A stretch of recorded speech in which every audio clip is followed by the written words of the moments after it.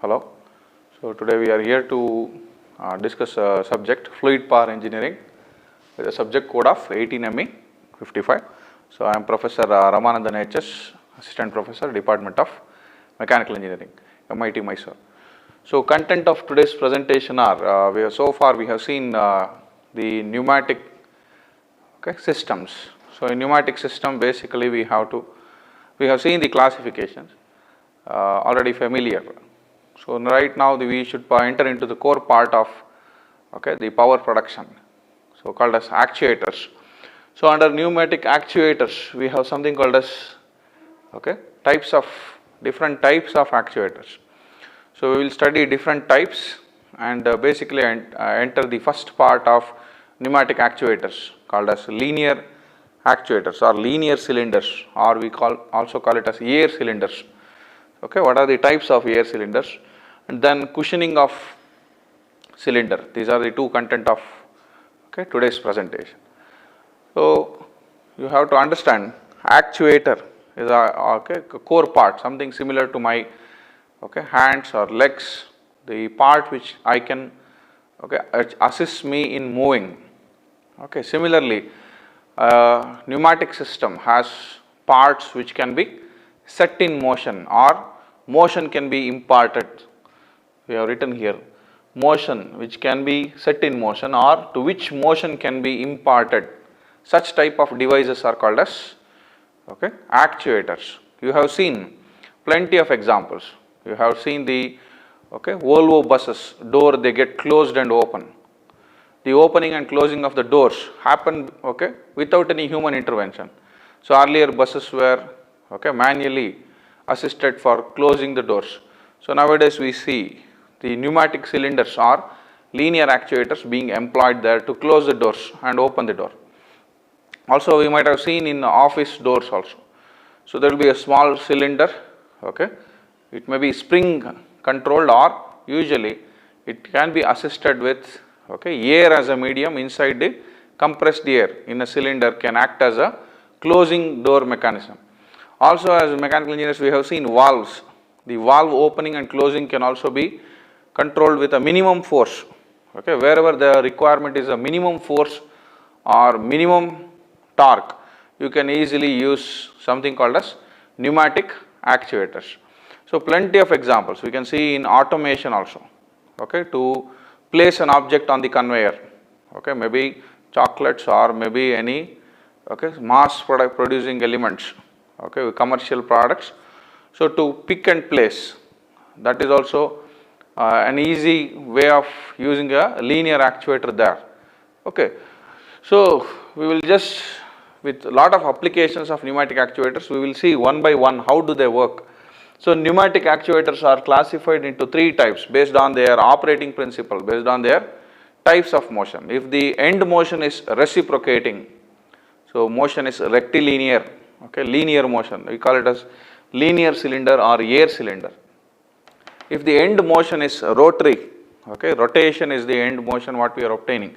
Say in case of your robotic arms, the end manipulator or end effector, whatever we call, it will be usually a three-fingered robotic arm. The rotation around the twist is obtained, the rotation as well as all the types of motion on the end effector is obtained because of air cylinders. That is also a very good example. So we will use the rotary type of configuration there to obtain the rotational motion. So such type of actuators are nothing but rotary type of actuators, where it will be operating at a minimum operating pressure. The operating pressure range is around less than 100 megapascals to 1 megapascal. So hydraulic cylinders are preferred where the pressure range is too high. So I want more force, maximum amount of motion has to be generated. Pneumatic cylinders are usually with a lesser quantity of force and lower pressure range.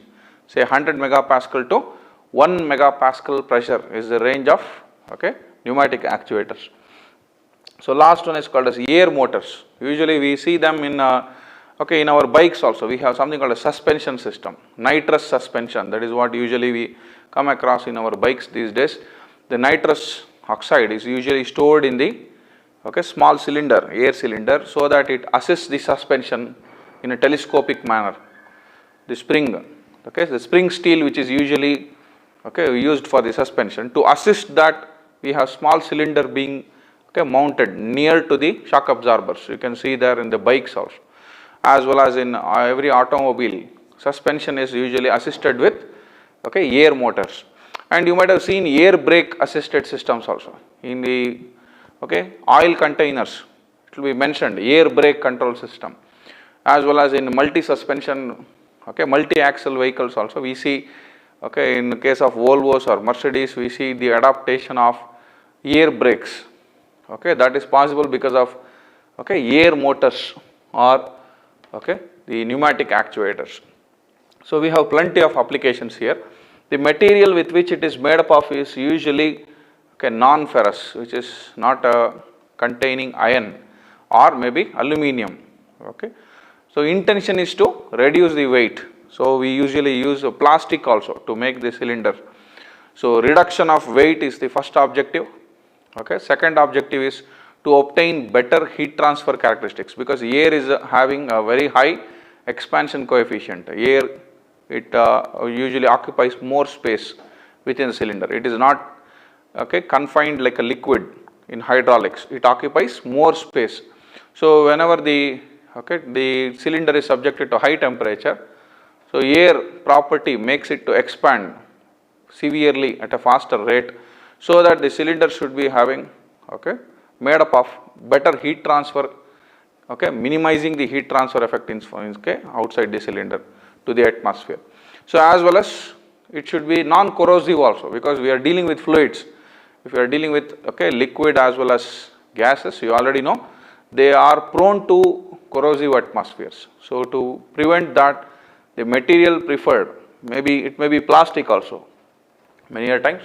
So it should have following objectives. One is reduction of weight, better heat transfer characteristics, and last one is anti-corrosive material is usually preferred.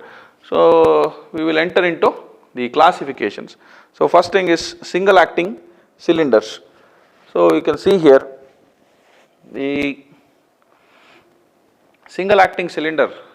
The special feature is extension. Usually it will be in retracted position. Extension is controlled by the compressed air, whereas the retraction cycle, coming back to the home position, is controlled by the assistance of different elements.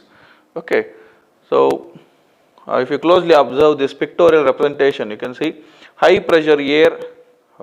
So this is the retracted position of the piston. Once the high pressure air comes into the cylinder, the piston extends. So we have shown the direction of extension here. So piston extends and goes to this position, second position. So it extends completely. The spent air goes through the port. It changes into low pressure air. The pressure is being contained in the cylinder. The piston is usually pushed to the most extended position. Getting back the piston to the retracted position is a task. So how do you get the piston again coming back to the original position? By either using a spring return system. So extension is controlled by the high pressure compressive air. The retraction should be either controlled by a compression spring, which is mounted on the piston rod here, so that whenever the conducive pressure is low here within the cylinder, once the pressure gets low because of the air exiting through the outlet port, the spring pressure applies the pressure on the piston rod, so that the piston comes to the retracted position again. So similarly, in case of vertical cylinders, we can use the gravitational force as the retraction mechanism. The extension takes place from the port here because of the compressed air. This we see in automobile hoists. Usually in garages we see the vehicle being lifted up.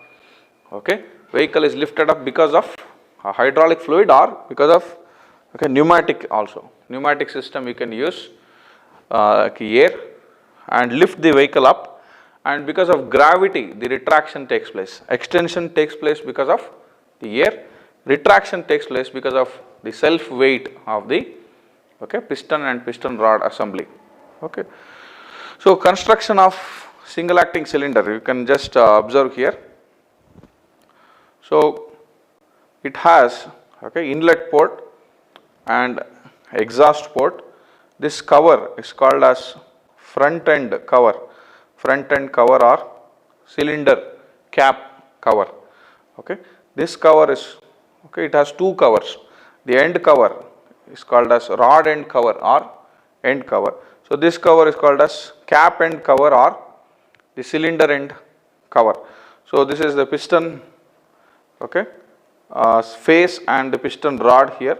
So usually we have shown the spring assisted single acting cylinder.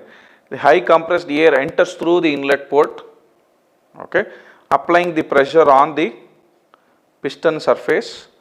Extension takes place.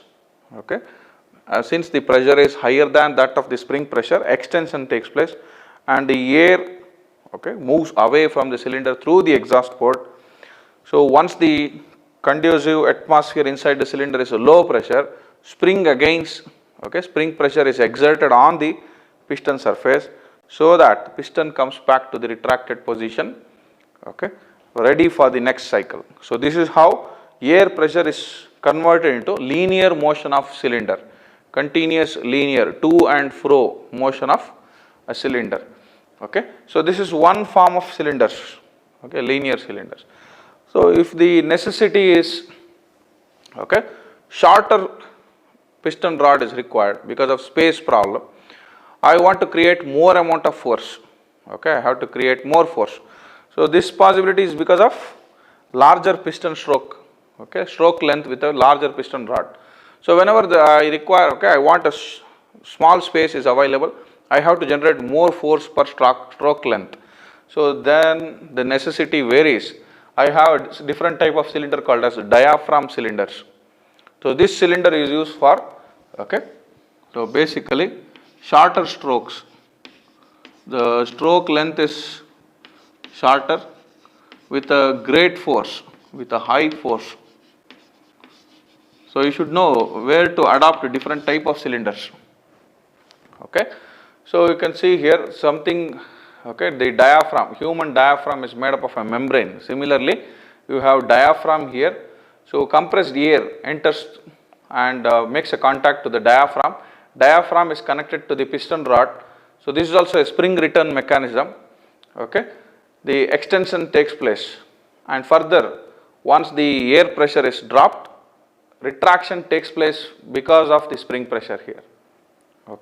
So the speciality is shorter stroke length with a greater force. So similarly, you have something called as rolling diaphragm. This is a linear motion. Rotary actuator can also be used by using a roller diaphragm. It will be a total cylinder on which a diaphragm is mounted and a radial force can be generated. That is called as a rolling diaphragm type of cylinders. So this is called a single acting cylinder. Single acting because it is the air pressure acts on only one surface of piston. The retraction takes place because of spring return or gravity or any other mechanism. Double acting cylinders. This means to say both extension and retraction takes place because of air pressure. So that means to say, you can observe the difference here. It was a single port here. The retraction used to take place because of spring or gravity. That is not the case here in double acting cylinders. You will provide a port on the retraction path also. The extension path as well as retraction takes place because of air pressure. That is why we have shown the direction also here. Both the ports, that means to say air is on both the sides of piston rod. So in the earlier case, single acting, air was only on piston facing end, not on the rod end. So here, it contains on both the sides of piston rod. That is called as double acting cylinders. So double acting cylinders are also having the same constructional features. It will be having cylinder end cover, rod end cover, with a piston rod, okay, inlet and exhaust ports. So all the parts and construction are same, but difference in, okay, small difference is the air is existing on both the sides of piston rod, okay, as well as working differs here. So once the compressed air comes through, okay, take an example, if this is port A and this is port B. So once the air enters through port A, piston moves from position, okay, it extends and moves to position B, and the air which was there in the second half of the chamber goes out through port B. Okay. So again you can change, reverse the direction, okay, allow the air to enter through port B, okay, from the reservoir. So air applies pressure here and the cylinder starts to retract, and okay, the air which was there on the other side goes out through port A. So this is how you can control the to and fro motion with the air itself. Double acting, that is the meaning of double acting type of cylinder, where air itself will control the to and fro motion with the help of two ports. Okay, it acts as inlet and outlet regardingly. Okay, telescopic cylinders are nothing but it will be having, okay, usually we have seen in okay, dumpers or any type of earth movers, the, okay, trolley keeps on moving, okay, trolley keeps on unloading either mud or maybe ores or maybe slurry, okay, cylinder, okay, truck or dumpers or trolley in, okay, what we call in tractors, dumpers, okay, dumping system is assisted by a telescopic type of cylinder. You might have seen the diameter of cylinder varies, okay, the last cylinder is usually of smaller size diameter. That means to say the pressure on the smaller cylinder is the deciding factor there, okay. So many nested segments will be there. You can see here outer piston, inner piston, outer cylinder and inner cylinder, okay. There will be so many arrangement of cylinders and, okay, pistons. The application of air to the smallest cylinder will decide the what is the total amount of pressure acting on the entire system. Such type of cylinders are called as telescopic type of cylinders, okay. And also we use same diaphragm cylinders here. So diaphragm cylinders in double acting, okay, just a small difference is you will have a port here, okay, you will be having one more port, so that, okay, instead of spring controlling the retraction, air itself will control the retraction in the diaphragm cylinder, okay. So if there is no port, it is a single acting diaphragm cylinder. If there is a port here, it is a double acting type of diaphragm cylinder. Air enters through here and exhausts through here, okay, as well as air can enter through here also and exhaust through the other port, so that the piston is controlled from both the ends, okay. That is called as double acting type of diaphragm cylinder, okay. So that is why I have not mentioned it here, okay. It is a similar case with an extra port and the working principle is totally different. So last type is called as impact cylinders. Impact cylinders are what we use in forming, say basically, okay, forging and forming. We have seen the forging hammers as well as hydraulic presses, where okay, high impact force has to be generated within the cylinder. So you can see here, this is a piston surface and piston rod. So these two are the surfaces on which impact force is acting, okay. High impact force has to be generated, basically dies, that is what we call. So dies are nothing but taking the load. So usually in preparing vessels or maybe huge blanks or maybe blocks, okay, in preparing. So metal forming operation, we use the pneumatic cylinders to assist or to take the impact load on the cylinder, okay. So these are the types of linear cylinders. So with piston rod, okay, there are situations where the piston rod cannot take a place inside the, okay, cylinder, where the distance or the space is quite small. There we have to use only the piston head, okay, without the rod, negating this piston rod, we have to use only the piston head. Such type of cylinders are called as rodless type of cylinders, Okay, I am repeating, there is just a piston head, okay, in few cases because of space accommodation problem. So space is not available for the piston rod to easily reciprocate. So in such cases we can usually use only the piston head, okay, which acts like a pressure determining surface. So such type of cylinders are called as rodless type of cylinders. So you have different types here. How do they operate without a piston rod? So what is the effective area? So effective area is just the piston head surface area. Okay. So first type is C-shaped, okay, carriage assembly rodless cylinders, C-shaped. So you can see here it will be usually, okay, if it is, this is a cylinder, so there will be a carriage here, okay, with the sealing strips. There will be sealing strips. Carriage is nothing but it is a guideway for the carriage to move. The strips are nothing but guidelines or guideways, something you have seen in the elevator. Elevator has to move on the rope, as well as the chamber is sliding inside the, okay, space provided there. Okay, usually we see the key going inside the keyways. Something similar to that, the carriage assembly is moving inside the strip with the head because it has no cylinder rod. Okay, only piston head. You can see the, okay, side view of the carriage assembly also. Sealing strips are provided for, okay, the to act like a sealant for the, okay, air to not go away from the cylinder. Okay. So usually the carriage is moved from the self weight. With the help of self weight, the carriage usually moves inside the cylinder. Whenever the air enters and leaves away the chamber, the piston head is usually shuttling to and fro. Okay. Magnetic type of cylinder contains a piston with a strong magnet. Similar to carriage assembly, there is carriage, there is a cylinder, but the carriage follows the movement of the magnet. So inside, okay, the piston head is made up of a very strong magnet.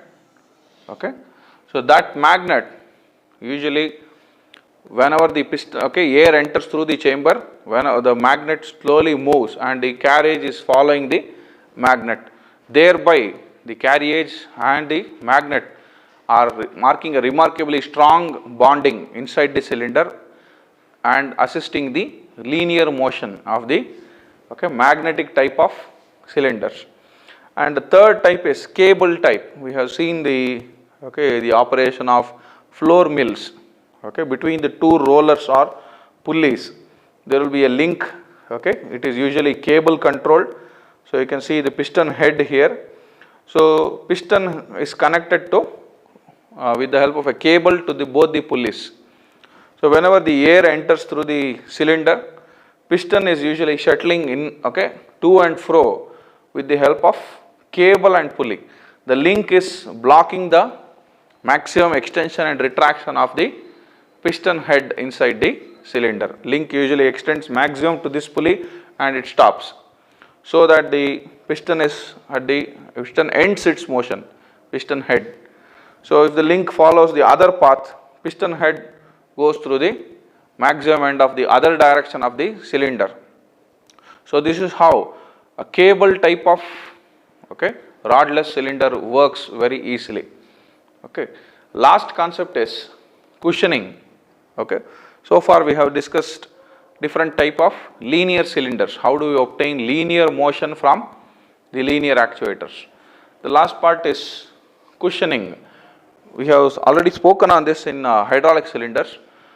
There will be a greater impact of force, especially the nose part of the plunger. You can see here, this is a plunger, this is a cylindrical rod, this is a piston. Okay, there will be a ball valve, there will be a needle valve. Okay, this is usually check valve and the cylinder assembly. So the plunger usually rams the end ports here with a huge force. Okay, if you allow it to happen, the plunger gets, okay, deformed. We don't want the deformation of a plunger. Okay, in order to protect it, what is the arrangement that we can do within the cylinder? Okay, we usually use something called as a needle valve as well as a ball valve.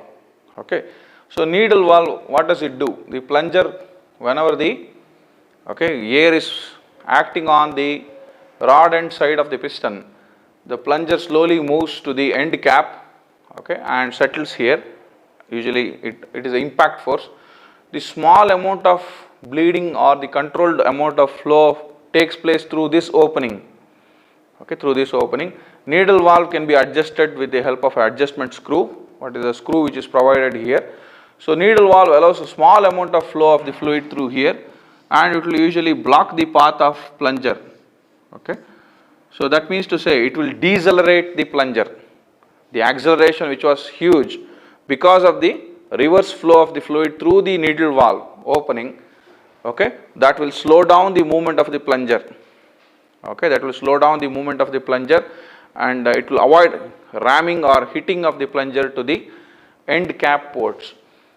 As well as, okay, extension can be controlled by using a one-way check valve. Ball valve is used for, okay, extension of full flow piston, okay, of the entire cylindrical assembly. So ball valve is used for that purpose, for extension purpose.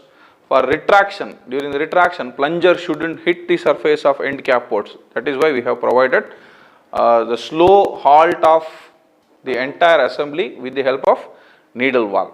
So we have shown the symbol also here of the cushioning. So this is just to avoid the impact force generated on the plunger. So in the upcoming classes we will see different types of cylinders like okay, rotary actuators and air motors. Hope this class has reached you sufficiently. Thank you.